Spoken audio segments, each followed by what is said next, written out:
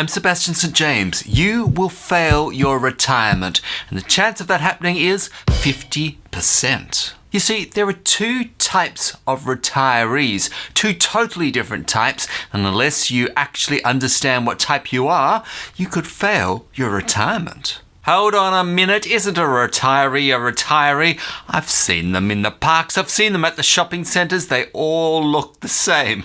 Well, they might do, but they're in fact two completely different types that don't understand each other.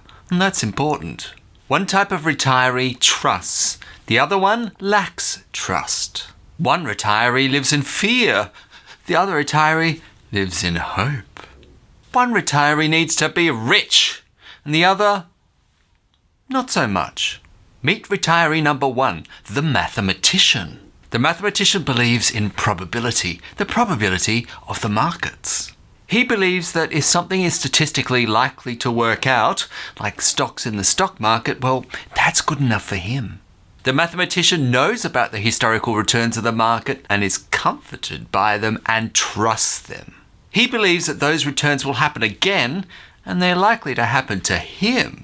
Because of that belief in historical probability happening again, he's comfortable in investing in stocks. The S&P has a long-term return of 10.5%. If you don't know about that, I've done a video specifically about that. The mathematician believes that that historical return of 10.5% is likely to continue happening. The mathematician is comfortable with volatility. It's essential. It goes with the personality type. He knows that some years he's going to have more when the markets go up, and some years he's going to have less when the market goes down, and he's comfortable with that. The mathematician invests in, say, a broad-weighted market index fund. And typically he's invested, say, 70 to 90% in stocks, even right throughout his retirement. Retiree type number 2 is the fortress. The fortress believes that things will inevitably go wrong, and they're likely to go wrong to him too, of course. The fortress believes you can never be too careful. He knows the stock markets are far, far too risky. Goodness me. The stock markets are likely to crash. They're constantly crashing, and I don't want my money to have any part of it. I'm not going to lose all my money in stocks. I'm not that stupid. No sirree, I'm saving my money in the bank, in CDs if you're in the US or term deposits if you're in Australia. That's good enough for me. And if I invest at all, I'm going to invest in property, bricks and mortar, things that you can touch. That's the sort of investment that I'll go for. Safe as houses, property will always be there. Stocks, don't get me talking about them. As you can see, these two types of retirees are polar opposites each other. They've really got nothing in common. Which type are you? Are you the mathematician or are you the fortress? Some people hope that they're the mathematician. I'm going to retire on high growth stocks. I understand the market. I've done all the reading. I will be comfortable once I get there. Guess what? They're not. And they can turn into a fortress the second they retire. Oh, take an example, Bill Bengen. Here is Bill Bengen. He is the father, the actual creator of the 4% rule concept. The 4% rule talks about a minimum of 60% in stocks, and you take out 4% inflation adjusted year after year after year, regardless of what's happening with the stock market. Yeah, this is the 4% rule. However, when Bill actually retired, he got scared, he turned into a fortress, and he's gone 80% into cash and bonds. Whoa. He does not believe in the probability of the mathematician no longer. So knowing what type of retiree, whether you're a mathematician or fortress, matters up front because it affects the way that you save for retirement and the way you actually retire. And don't give yourself a shock. Age 20 to 50. What happens then? Oh, simple. The mathematician is 100% invested in stocks. I mean, why wouldn't you? This is a growth period. The fortress is invested in, say, 20% savings, 20% bonds, and 40% property. Yeah, we'll sneak a bit of bricks and mortar in there for you. I'll show you I can invest, just like those mathematicians. From age 50 to retirement, the mathematician, I'm invested 100% in stocks. Why wouldn't I be? I've got decades ahead of me. It'll be fine, I need the growth. The fortress is 30% in savings, 30% in bonds, and 30% in property. You need an exit plan to get out of your property as you're getting close to retirement, because the last thing you need is to worry about the headache of all those maintenance. Who needs 3 property houses when you should be sipping cups of Earl Grey and dabbling in your garden? Retirement comes. The Mathematician is 70 to 90% in stocks and 10 to 30% in cash. Whoa! Why you're retired? That's very heavily invested.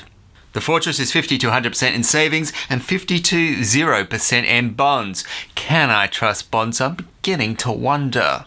The different options that both of these personality types have, I'll do a video looking at those options in much greater detail, so make sure you subscribe so you don't miss out. The Fortress needs to retire with a lot of money. He basically needs to retire pretty rich or be prepared to live a truly frugal life. And every year, the amount he spends, the amount that he gets out of retirement is basically the same year after year after year. It's predictable. And that's the point.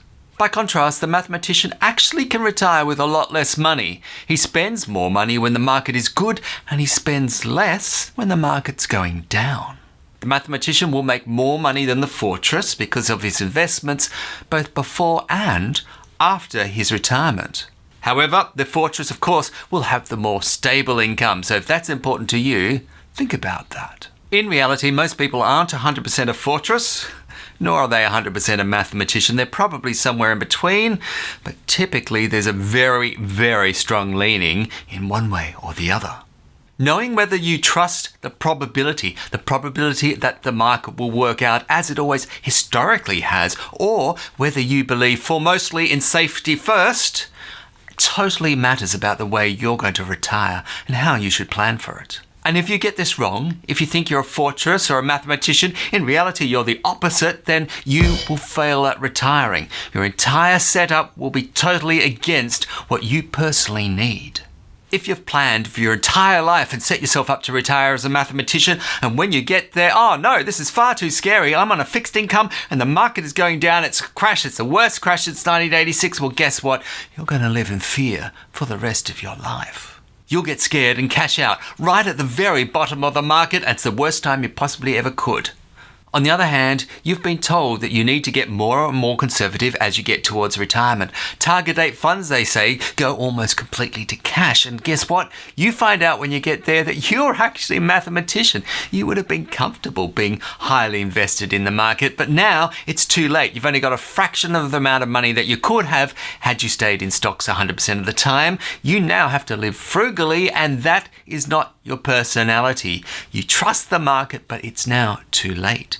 Now you know the difference between a Mathematician and a Fortress. Decide today which one you are more, because the odds of you retiring happy dramatically increase if you set yourself up in the right way for you.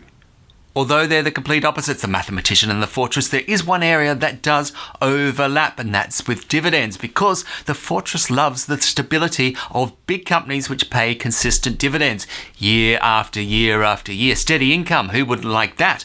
On the other hand, the Mathematician likes the income but sees the potential for growth by being so invested in stocks, and so he likes the dividend as well. I've done a video specifically about that. Go ahead and click on it here.